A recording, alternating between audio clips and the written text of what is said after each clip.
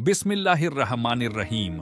अल्लाह की ऊँटनी हजरत सालेह अलैहिस्सलाम कौम को बार बार समझाते और फरमाते रहे, पर कौम पर बिल्कुल असर न हुआ, बल्कि उसकी दुश्मनी तरक्की पाती रही और उसका विरोध बढ़ता ही रहा और वह किसी तरह बुत परस्ती से बाज न आई। अगरचे एक छोटी और कमजोर जमात ने ईमान कबूल कर लिया और वह मुसलमान हो गई, मगर कौम के सरदार और बड़े बड़े सरमायादार उसी तरह बातिल परस्ती पर कायम रहे और उन्होंने दी हुई हर किस्म की नेमतों का शुक्रिया अदा करने के बजाय नाशुक्री का तरीका अपना लिया। वे हजरत सालेह अलैहिस्सलाम का मजाक उड़ाते हुए कहा करते कि सालेह अलैहिस्सलाम, अगर हम बातिल परस्त होते, अल्लाह के सही मजहब के इनकारी होते और उसके पसंदीदा तरीके पर कायम न होते, तो आज हमको यह सोने चांदी की बहुतात, हरे भरे बाग और दूसरी नेमतें हासिल न होती।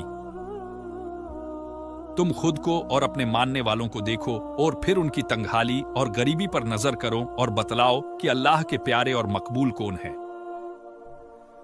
हजरत सालेह अलैहिस्सलाम फरमाते कि तुम अपने इस ऐश और अमीरी पर शेखी न मारो और अल्लाह के सच्चे रसूल और उसके सच्चे दीन का मजाक न उड़ाओ। इसलिए अगर तुम्हारे घमंड और दुश्मनी का यही हाल रहा तो पल में सब कुछ बर्बाद हो जाएगा और फिर न तुम रहोगे और न यह तुम्हारा समाज। बेशक ये सब अल्लाह की नेमतें हैं, बशर्ते कि इनके हासिल करने वाले उसका शुक्र अदा करें और उसके सामने सर झुकाए, और बेशक यही अजाब व लानत के सामान है अगर इनका इस्तिकबाल शेखी व गुरूर के साथ किया जाए। इसलिए यह समझना गलती है कि ऐश का हर सामान अल्लाह की खुशनुदी का नतीजा है। समूद को यह हैरानी थी कि यह कैसे मुमकिन है कि हम में से कोई एक इंसान अल्लाह का पैगंबर बन जाए और वह अल्लाह का हुक्म सुनाने लगे।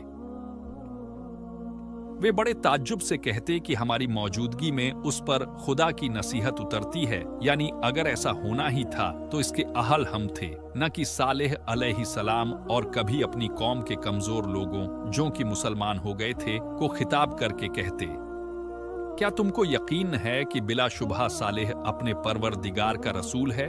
और मुसलमान जवाब देते, बेशक हम तो इसके लाए हुए पैगाम पर ईमान रखते हैं।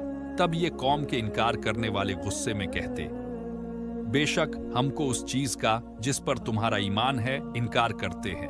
बहरहाल हजरत सालेह अलैहिस्सलाम की मगरूर व सरकश कौम ने उनकी पैगंबराना दावत व नसीहत को मानने से इनकार किया और अल्लाह के निशान मोजजे का मुतालबा किया। तब सालेह ने अल्लाह के दरबार में दुआ की और कबूलियत के बाद अपनी कौम से फरमाया कि तुम्हारा मतलूब निशान ऊँटनी की शक्ल में यहाँ मौजूद है। देखो, अगर तुमने इसको तकलीफ पहुंचाई तो फिर यही हलाकत का सामान साबित होगा, और अल्लाह ने तुम्हारे और उसके दरमियान पानी के बारी तय कर दी है। एक दिन तुम्हारा है और एक दिन इसका, इसलिए इसमें फर्क न आए। कुरान मजीद ने इसे नाकतुल्लाह, अल्लाह की ऊँटनी कहा है, ताकि यह बात नजरों में रहे कि यूं तो तमाम मखलूक अल्लाह ही की मिल्कियत है, मगर समूद ने चूंकि उनको खुदा की एक निशानी की शक्ल में तलब किया था, इसलिए उसकी मौजूदा खुसूसियत ने उसको अल्लाह की निशानी का लकब दिलाया। साथ ही उसको लकुम आयाती ही, तुम्हारे लिए निशानी कहकर यह भी बताया कि यह निशानी अपने भीतर खास अहमियत रखती है। लेकिन बदकिस्मत कौम समूद ज्यादा देर तक इसको बर्दाश्त न कर सकी और एक दिन साजिश करके ऊँटनी को घायल कर डाला।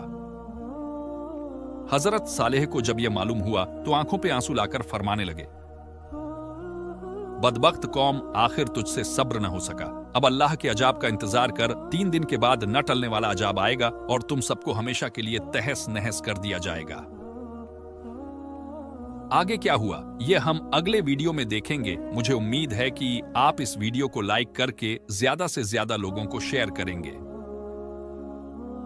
और चैनल को सब्सक्राइब करना ना भूले। खुदा हाफिज।